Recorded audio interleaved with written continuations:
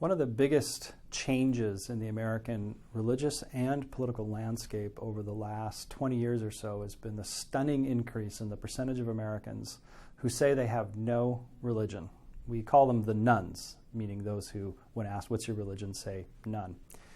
There are lots of possible reasons that someone might be a none, but the primary explanation for the rise that we see is actually as a reaction to the political environment, that as more and more Americans, especially young Americans, associate religion with conservative politics, if that's not their politics, they have a tendency to shy away from religion. They don't want to carry that label. So in a sense, you could say that the rise of the nones is a consequence of our political environment, but it will also affect it going forward, because these are people who do not necessarily endorse socially conservative values. So most of them are pro-gay rights, for example. And they generally don't look for the expression of religion in the public square as something to protect or defend the way those who might be more religious do. And those are battles that we've long fought in the United States, and frankly are disputes we are going to only continue to see, if only because we've become increasingly polarized on these questions, because there aren't very many people in the religious middle anymore. Either you're fervently religious or you're not religious at all. When Mitt Romney first announced his candidacy for the presidency back during the 2008 cycle, there was a lot of discussion about whether his Mormonism would affect him at the polls. Would he be hurt by the fact that he's a member of a minority religion that many Americans don't know much about and has historically been somewhat controversial? And I think it's fair to say that in 2008, it did affect him. It hurt him in the Republican primaries. Now, it didn't help him in the Republican primaries in 2012. There's a little bit of evidence that perhaps it hurt him a bit. He certainly wasn't winning the votes of very many evangelical Christians, who are a key component of the Republican base. But of course, he did win the nomination. And upon winning the nomination, there actually is not a lot of evidence that his Mormonism had much of an impact at the polls. Or the way I would put it, based on the data that I've analyzed, is that Mitt Romney's Mormonism mattered a lot to a very few voters, but mattered very little to most voters. And in that sense, you could say that even though Romney didn't win the 2012 presidential election, his candidacy is not unlike that of John F. Kennedy in 1960. He did demonstrate the electoral viability of a member of the Mormon faith that I think does actually speak well of Americans' ability to embrace new religions, not unlike the way John F. Kennedy established that for Catholics back in 1960. The Republican Party currently finds itself in a bit of a bind when it comes to social issues.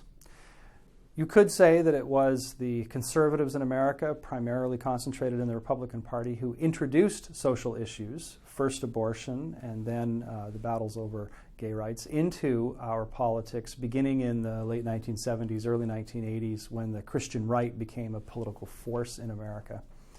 And today, the remnants of the Christian right, or the organizations and people associated with it, have a very loud voice within the Republican Party. The problem is, many of the positions that these folks take are way out of step with your mainstream of the American electorate. That's especially true on gay rights, actually. Even though abortion got all the attention in 2012, as it often does, on abortion we see an interesting trend that's not much discussed. While Americans are moving very quickly in favor of gay rights, so think of that as being the liberal position when it comes to gay marriage, they're not moving in the same direction on abortion. In fact, young people today are actually more, be careful how I phrase this, more uncomfortable with abortion than their parents. Not necessarily staunchly pro-life, but more willing to entertain restrictions on abortion, expressing more ambivalence toward abortion. And the irony of this is that in 2012, rather than sort of capitalize on that shift toward ambivalence towards abortion, we have Republican candidates who just went way beyond where most Americans are on the issue of abortion, and I think it did actually hurt specifically Richard Murdoch in Indiana and Todd Akin in Missouri with their comments regarding abortion. But if the Republicans paid a little more attention to where public opinion is, well, actually, they probably wouldn't be in such treacherous ground when it comes to abortion. Been a lot of attention paid to young people, especially over the last 2 or 3 election cycles, and whether they've been more involved because the Obama campaign seems to have successfully brought a lot of young people into politics. When you look carefully at the data, at least beginning with voter turnout, you do see an increase in turnout in 2008. It dropped off in 2012, which is a little bit of a puzzle because 2012 was a closer race than in 2008. It suggests it's not just competition that brings people to the polls. And while it's true that young people participated, say, in 2008 and again in 2012, a little more than they did in 2004 or 2000 or 1996, if you step back and compare voter turnout, whether it be among the young or among folks who are older, to, say, the 1960s or the 1950s, we're still much lower today than we were then. And then if you look at other ways that people might be politically involved, it's not clear actually that we have seen much of an upswing. A bit of a debate over how should we count Facebook likes and that sort of stuff, because of course we didn't have that sort of thing 20 years ago or 30 years ago. But if you look at measures like how often people talk about politics and are they paying attention to politics, it's not clear actually that we've seen an increase among the young or anyone else. And that's probably a troubling development, something we should be concerned about. The conventional wisdom is that the Obama campaign has managed, both in 2008 and in 2012, to bring a lot of young people to the polls. And there's no question, actually, that they have succeeded in bringing more young people to the polls than we'd seen in 2004 or in 2000. That's still not a huge percentage. Now, it turns out when you have close elections, a small number of an increase in voters can make a big difference. And, of course, that's what the Obama campaign was capitalizing on. It's not clear, however, that whatever increase we've seen in participation among millennials, at least in voting in the last 2 cycles, it's not clear that's going to continue, because my guess is that it's very closely tied to Barack Obama as a candidate and not his party. And sort of my evidence for that is the fact that in 2010, in the midterm election, we actually had a pretty low turnout election, and young people in particular were not especially engaged in 2010. And I suspect that's what we're going to see now that President Obama is in his second term and won't stand for election again. In the wake of the 2012 election, there's been a lot of talk about the coalitions formed under the umbrella of each party. And there's a lot of talk about how the Republicans are the party of older, white, highly religious evangelical men, whereas the Democrats are more likely to have minorities, and they have more support among women, and they have more support among the young, and a variety of other groups.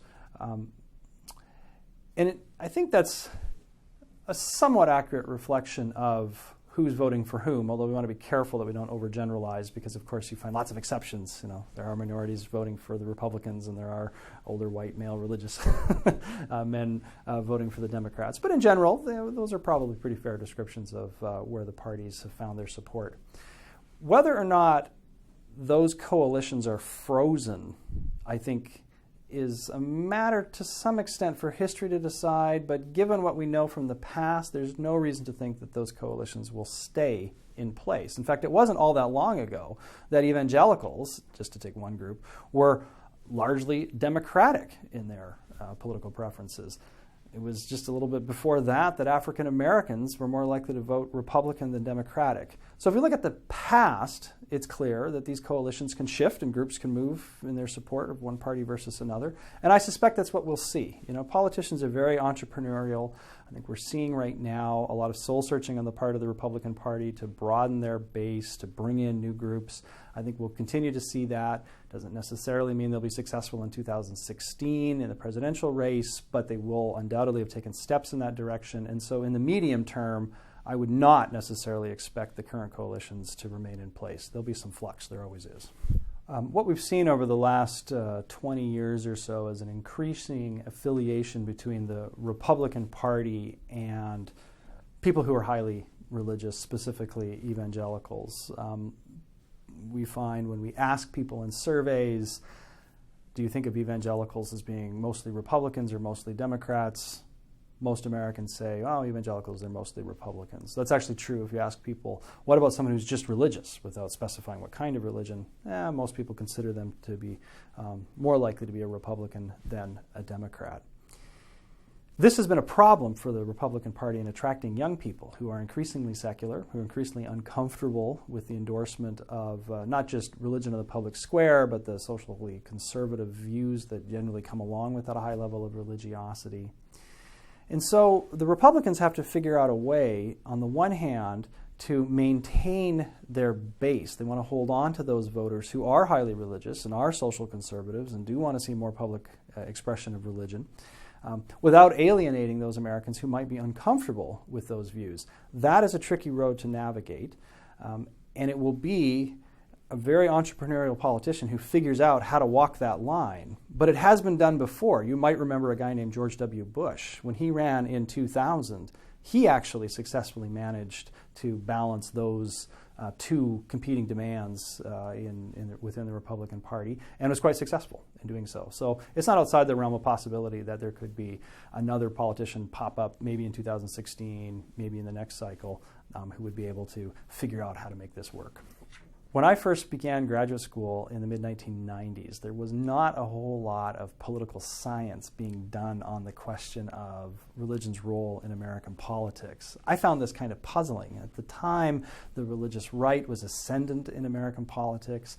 I had been an undergraduate at Brigham Young University in Provo, Utah, where religion is just everywhere.